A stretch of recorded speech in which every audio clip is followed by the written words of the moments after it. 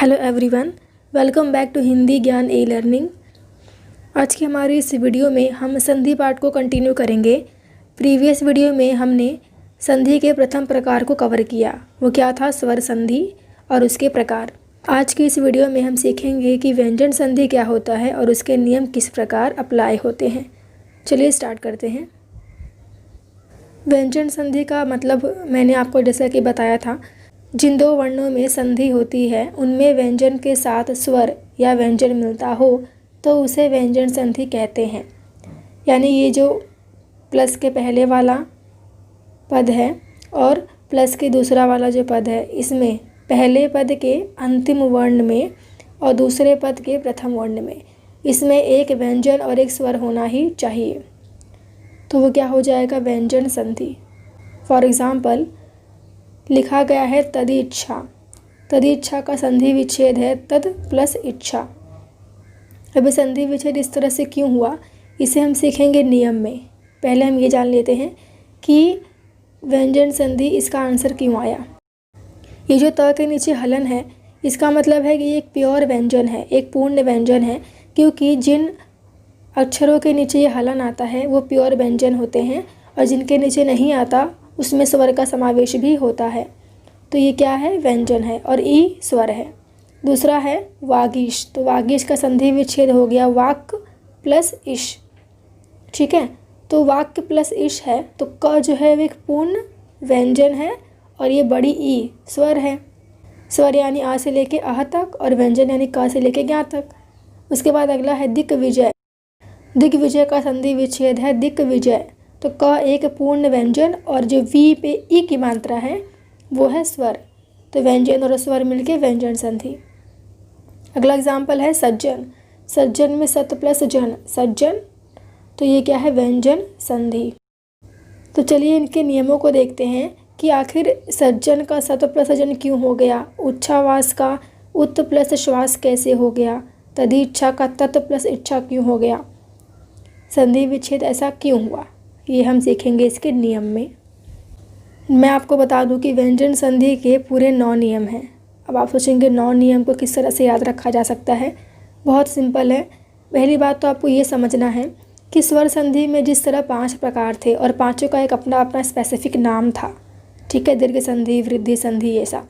तो लेकिन जो व्यंजन संधि है इसका जो नियम है उस नियम का कुछ नाम नहीं है, यानी कि आंसर व्यंजन संधि ही होगा।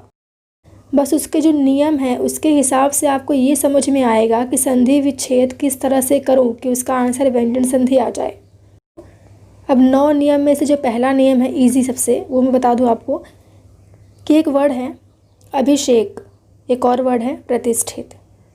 कितने कितने वर्ण हैं इसमें? 4, और इसमें भी 4 हैं। इसका संधि विच्छेद करिए अभिषेक का, तो आपके हिसाब से क्या आ सकता है? इसका सही संधि विच्छेद है अभि प्लस सेक। अब सोचिए, ये तो षटकोण वाला श था, फिर यहाँ पे स वाला स कैसे आ गया? अभिषेक थोड़ी ना होता है। तो श से जो ये स हो गया, यही है व्यंजन संधि का पहला नियम कि किसी भी शब्द में, किसी भी अक्षर में, कोई भी वर्ड है उसमें अगर आप षटकोण वाला श दिखे तो संधि विच्छेद के वक्त वो स में परिवर्तित हो जाएगा। आपको चारों वर्णों में से 2 वर्ण अलग कर देना है। पहले अभी अलग कर दिया, प्लस जो शेक है षटकोण वाला शेक वो बन जाएगा सेक। और दूसरा जो है प्रतिष्ठित, इसमें देखिए प्रति अलग कर दीजिए और जो आधा श है, अगर आधा श है तो स भी तो आधा ही होगा, इसीलिए स आधा हो गया। और जो ठ है, वो जो ठ है उसमें से सिर्फ क्या आएगा? थ। ठीक है, तो प्रतिष्ठित का संधि विच्छेद हो जाएगा प्रति प्लस स्थित। मैं रिपीट कर रही हूँ कि पहला नियम क्या कहता है कि जहाँ पर भी षटकोण वाला श है वहाँ पे क्या आ जाएगा? स। इस तरह से करेंगे हम संधि विच्छेद। तो एक बार ये हो गया, फिर देखिए प्लस के पहले क्या है? अभी। अभी में किसकी मात्रा है? छोटी ई की। प्लस सेक, स क्या है? एक पूर्ण व्यंजन है, तो ये क्या हो गया? व्यंजन संधि। इसका मतलब ये है कि जो ये रूल है इसमें क्या कहता है कि अ और आ के अलावा, अ और आ के अलावा कोई अन्य स्वर ई उ ए ऐ ओ औ अं आ, इसमें से कोई भी स्वर हो प्लस स हो तो स के स्थान पर श आता है, स के स्थान पर श आता है ये, ठीक है। तो ये था इसका पहला रूल कि जहाँ कहीं भी षटकोण वाला श दिखे वहाँ पे क्या लगाओगे, स। अगला जो नियम है वो क्या कहता है, देखिए लिखा है परिणाम और ये है तृष्णा। इसमें देखिए ये वाला न है, ये कहीं भी आपको अगर शब्द में दिखे तो वहाँ पे आपको ये वाला न यूज़ करना है संधि विच्छेद करते वक्त। ये जो अगला रूल क्या कहता है कि री र षटकोण वाला श प्लस के इस साइड रहे और अगर इस साइड ना रहे प्लस के इस साइड ना, तो न के स्थान पर ना आता है, ठीक है, ये वाला ना आता है। तो हम लोग को तो ये वर्ड दिया गया है कि परिणाम में ये वाला ना है, अर्थात जब संधि विच्छेद करेंगे तब परि अलग हो जाएगा और नाम अलग हो जाएगा, तो नाम में ये वाला ना की जगह हम न यूज़ करेंगे, तो ये होगा परिणाम, परि प्लस नाम। अगला है तृष्णा। तृष्णा में देखिए जो श है ये आधा है और संधि विच्छेद में आधे वर्ड को नहीं लिया जाता, या तो उसे पूरा कीजिए या फिर उसकी जगह पे कुछ और चीज़ यूज़ कर लीजिए। तो तृष्णा में न है तो इसकी जगह कौन सा ना आएगा, ये वाला ना आएगा, तो ना। और प्लस के इस साइड त्रि के बाद जो श है उसे हम एक पूर्ण व्यंजन कर देंगे तो बन जाएगा त्रिश प्लस ना, तृष्णा। यह है इसका दूसरा नियम, किसका, व्यंजन संधि का दूसरा नियम, कि जहाँ पर भी न है वहाँ पे ये वाला ना आएगा। तीसरा नियम देखते हैं, स्वर प्लस छ बराबर छ के पूर्व च। इसका क्या मतलब होता है, कई शब्द ऐसे होते हैं जिनमें आधा च यूज़ होता है, जैसे कि आच्छादन, विच्छेद, इच्छा, ये सब में जो च है वो आधा होता है और छ के पहले आता है। देखिए ना, छ के पहले आधा च, यहाँ भी छ के पहले आधा च। तो जहाँ पर भी च जो है वो छ के पहले आता है तो आपको संधि विच्छेद करने के टाइम पे वो च को गायब कर देना है जी, लेकिन छ आएगा। जैसे कि है आच्छादन, तो आ अलग हो गया और छादन अलग हो गया और च गायब हो गया, तो ये भी एक व्यंजन संधि का नियम है। तो आ एक पूर्ण स्वर है तो आ स्वर हो गया, प्लस के बाद क्या है, छ क्या है, व्यंजन है, तो ये क्या हो गया, व्यंजन संधि। दूसरा है वी प्लस छे, तो छ भी एक व्यंजन है और जो वी है उसमें छोटी ई की मात्रा है, तो ये है विच्छेद, वी प्लस छेद विच्छेद, ठीक है। ये था तीसरा नियम। अगला नियम क्या कहता है, अच्छा आपने कई वर्ड देखे जिनके ऊपर बिंदी आता है, संकल्प, संदेह, शंका, ये सब क्या है, इनके जो ऊपर ये बिंदी आती है इसे हम कहते हैं अनुस्वार। अनुस्वार यानी कि इन्हें पढ़ने के टाइम पे हम अपनी नाक से आवाज़ निकालते हैं, कैसे, संदेह, संदेह, संदेह में देखिए कहीं पर भी ना लिखा नहीं गया है, बस वो बिंदी ये दर्शाती है कि इसमें कहीं तो ना है, मतलब उसमें माँ संधि विच्छेद के टाइम पे आना ही आना है। संकल्प तो सम प्लस कल्प, संकल्प। संदेह तो सम प्लस देह। शंका तो शम प्लस का, शंका। मैं रिपीट कर रही हूँ, कभी भी शब्द के ऊपर अगर बिंदी है स्टार्टिंग में शंका, संदेह, संकल्प, ये सब में देखिए स्टार्टिंग में बिंदी है, तो संधि विच्छेद करने के टाइम पे आपको स लिखना है और माँ के नीचे हलन। देन इसमें भी देखिए स माँ के नीचे हलन।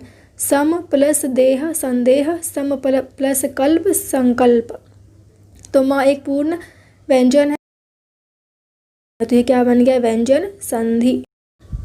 तो ये नियम में फाइनली कहता क्या है कि माँ प्लस क से माँ तक, यानी कि प्लस के इस साइड माँ रहे और इस साइड क से लेके माँ तक का कोई भी वर्ण, याद रखिए सिर्फ माँ के आगे नहीं। माँ कब आता है, प फ ब भ म, माँ के बाद अगर यह आ गया तो ये नियम लागू नहीं होगा, ये आपको ध्यान देना है। उसके बाद अगला नियम भी कुछ इसी तरह से है, जिसमें हम ये देखते हैं कि क से म तक के अलावा कोई भी व्यंजन, इसके पहले वाले रूल में क्या कहता है, सिर्फ क से लेके म तक, लेकिन ये वाले रूल में म के बाद क से म तक के अलावा कोई भी व्यंजन इसमें आना चाहिए। इसे लिखा है संहार, संशय। तो देखिए ये वाले नियम में क था, यहाँ पर द है, तो क और म के बीच में ये दोनों आता है क ख ग घ च छ ज झ त थ द ध प फ ब भ म। बस। तो म के अलावा जो है यहाँ पर देखिए क है और द है, लेकिन ये वाले नियम में क से म तक के अलावा म के बाद जो कुछ भी आता है, जैसे कि म के बाद ह आता है, प फ ब भ म, फिर य र ल व श ह, षटकोण वाला श, ये सब चीज़ें आती हैं म के बाद। तो संहार में जो ये ह है वो म के बाद आता है, तो यहाँ पर क्या आएगा, सम प्लस हार। अगला है संशय, श किसके बाद आता है, म के बाद आता है, तो सम प्लस शय। संधि विच्छेद पहले की ही तरह करना है, पर ध्यान देना है। बस नियम क्या कहता है कि पहले वाले में क से लेके म तक रहेंगे और उसके बाद वाले में म से आगे वाले सारे रहेंगे। तो ये वाला रूल अप्लाई होगा। इसमें है प्लस का इस साइड रहे त और द प्लस का इस साइड रहे, इस साइड श रहे, तो क्या होगा, त और द के स्थान पर च आ जाएगा और श के स्थान पर छ आ जाएगा। जैसे कि मैंने इसके पहले चर्चा की कि ऐसे कोई वर्ड जिनमें च आधा रहे और उसके बाद में छ आए, तो उस रूल में क्या कहा गया था कि स्वर रहे प्लस छ रहे, यानी कि प्लस के पहले क्या आना चाहिए, स्वर, तभी तो आप च को गायब कर दोगे और खाली छ लिखोगे।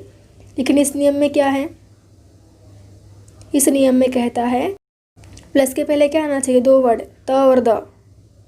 उसमें किस तरह से करेंगे, त और द रहे और प्लस के इस साइड रहेगा श, तब हम त द के स्थान पर च यूज़ करेंगे और श के स्थान पर छ यूज़ करेंगे। एग्जाम्पल है, इसमें जो आधा च है वो बन गया त, तो सत हो गया, प्लस क्या बचा, शास्त्र।